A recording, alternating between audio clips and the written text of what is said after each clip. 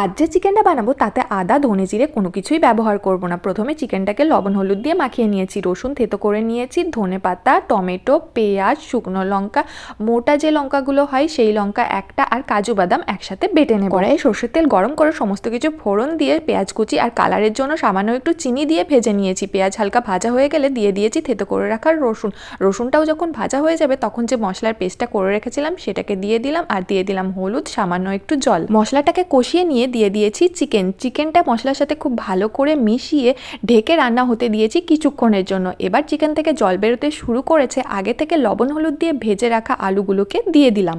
এবার অন্য আর একটা কড়াইয়ে আরও কিছুটা সর্ষের তেল গরম করে পেঁয়াজ আর রসুন কুচি দিয়ে ভেজে সেটাকে চিকেনের মধ্যে মিশিয়ে আরও কিছুক্ষণ নেড়ে চেড়ে জল দিয়ে দিলাম। চিকেন আলু মোটামুটি সেদ্ধ হয়ে গেছে। এবার 3টে চেরা কাঁচা লঙ্কা, লবণ কম হয়েছিল তাই আরও একটু লবণ, গরম মশলা দিয়ে আরও কিছুক্ষণ রান্না করে নামিয়ে নিলাম। বর খেয়ে বলল এটা নাকি আমার হাতে সব থেকে ভালো চিকেন রেসিপি।